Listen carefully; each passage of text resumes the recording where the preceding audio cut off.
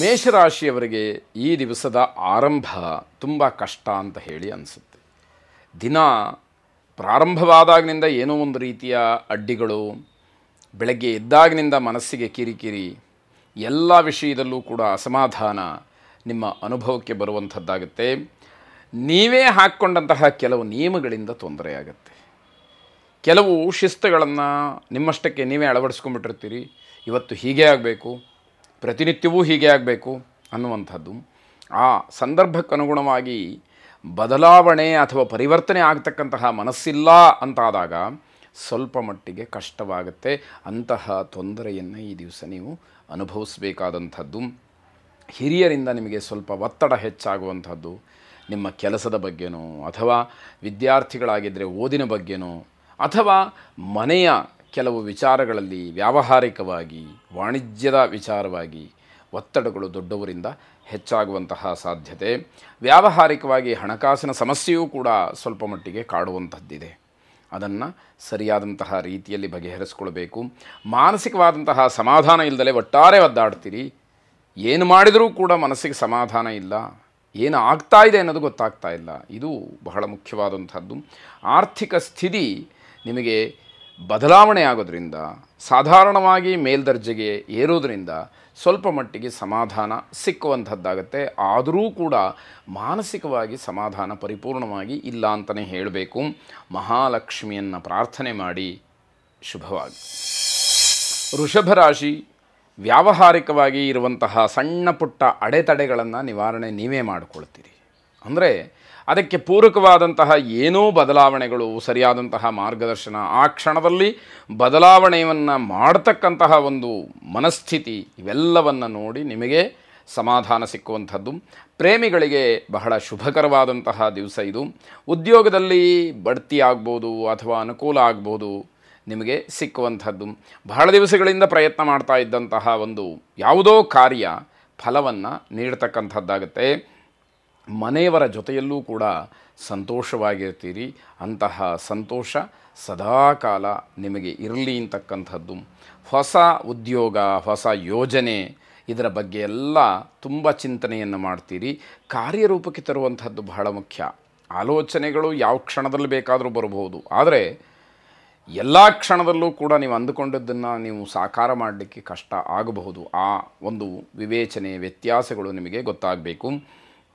ಕಬ್ಬಿಣ ವ್ಯಾಪಾರಿಗಳಿಗೆ ಸ್ವಲ್ಪ ಮಟ್ಟಿಗೆ ಸಮಸ್ಯೆ ಕಾಡುವಂಥದ್ದಿದೆ. ಕುಂಭರಾಶಿಗೆ ಶನಿ ಅಧಿಪತಿ, ಕಬ್ಬಿಣಕ್ಕೂ ಕೂಡ ಅವನೇ ಅಧಿಪನಾಗಿರೋದ್ರಿಂದ ಆ ವಿಚಾರವನ್ನು ಸ್ವಲ್ಪ ಮಟ್ಟಿಗೆ ಗಮನಿಸ್ಕೊಳ್ಬೇಕು. ನವಗ್ರಹರ ಆರಾಧನೆಯನ್ನು ಮಾಡಿ, ಅದರಲ್ಲೂ ಕೂಡ ವಿಶೇಷವಾಗಿ ಶನೈಶ್ಚರನನ್ನು ಪ್ರಾರ್ಥನೆ ಮಾಡಿ. ನೀಲಾಂಜನ ಸಮಾಭಾಸಂ ರವಿಪುತ್ರಂ ಯಮಾಗ್ರಜಂ ಛಾಯಾ ಮಾರ್ತಾಂಡ ಸಂಭೂತಂ ತನ್ನಮಾಮಿ ಶನೈಶ್ಚರಂ ಎಂಬ ಪ್ರಾರ್ಥನೆ ನಿಮ್ಮದಾಗಿರಲಿ. ಶುಭವಾಗಿ. ಮಿಥುನ ರಾಶಿ, ಮನೆಯವರ ಆಸೆ ಆಕಾಂಕ್ಷೆಗಳನ್ನು ಈಡೇರಿಸೋದಕ್ಕೆ ನೀವು ಪ್ರಯತ್ನವನ್ನು ಮಾಡ್ತೀರಿ. ಅದು ಎಷ್ಟರ ಮಟ್ಟಿಗೆ ಸಫಲವಾಗುತ್ತೆ ಅನ್ನುವಂಥದ್ದು ದಿನ ಮುಗಿಯುವ ಸಮಯಕ್ಕೆ ನಿಮಗೆ ಗೊತ್ತಾಗುವಂಥದ್ದು. ಉತ್ತಮವಾದಂತಹ ಬಂಧುತ್ವದಿಂದ ಕೆಲಸ ಸಾಧನೆಯನ್ನು ಮಾಡ್ತೀರಿ.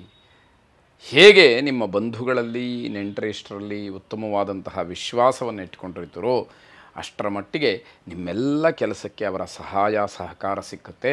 ಆ ಕೆಲಸ ಪರಿಪೂರ್ಣವಾಗ್ತಕ್ಕಂಥದ್ದು.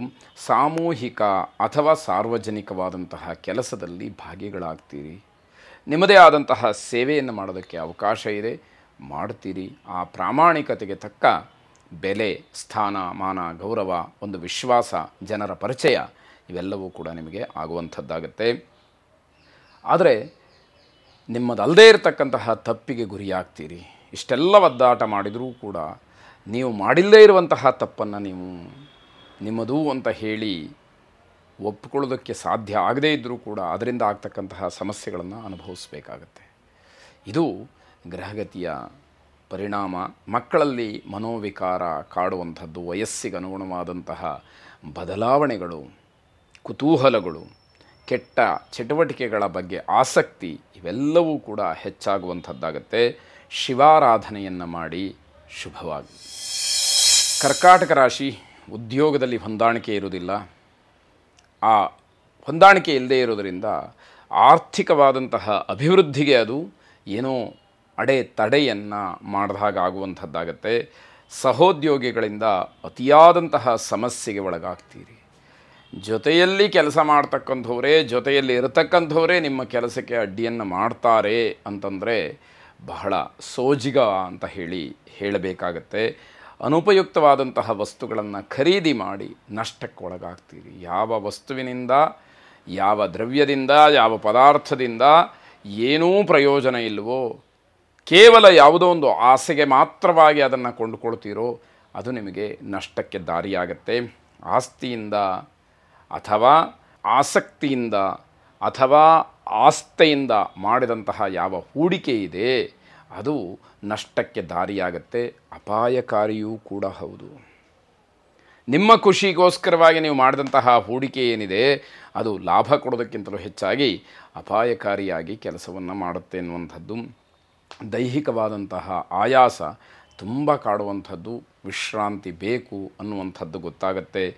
ಮನೆಯಲ್ಲಿ ಮನಸ್ತಾಪ ಆಗೋದಕ್ಕೆ ತುಂಬ ಕಾರಣಗಳಿದೆ, ಒಂದೆರಡಲ್ಲ. ಸರಿಯಾಗಿ ಅದನ್ನು ವಿಮರ್ಶೆ ಮಾಡಿ ಯಾವ ವಿಷಯ ಅಗತ್ಯ, ಯಾವುದು ಅನಗತ್ಯ ಅಂತ ಹೇಳಿ ಬೇರ್ಪಡಿಸಿ ಅದರ ಬಗ್ಗೆ ನಿರ್ಣಯವನ್ನು ಮಾಡಬೇಕಾದಂತಹ ಗುರುತರವಾದ ಜವಾಬ್ದಾರಿ ನಿಮ್ಮ ಮೇಲಿರುತ್ತೆ. ಅದನ್ನು ಗಮನಿಸ್ಕೊಳ್ಳಿ. ಶ್ರೀರಾಮಚಂದ್ರನನ್ನು ಪ್ರಾರ್ಥನೆ ಮಾಡಿ, ರಾಮಾಯ ರಾಮಭದ್ರಾಯ ರಾಮಚಂದ್ರಾಯ ವೇಧಸೆ ರಘುನಾಥಾಯ ನಾಥಾಯ ಸೀತಾಯ ಪತಜೇ ನಮಃ ಎಂಬ ಪ್ರಾರ್ಥನೆ ನಿಮ್ಮದಾಗಿರಲಿ. ಶುಭವಾಗಿ.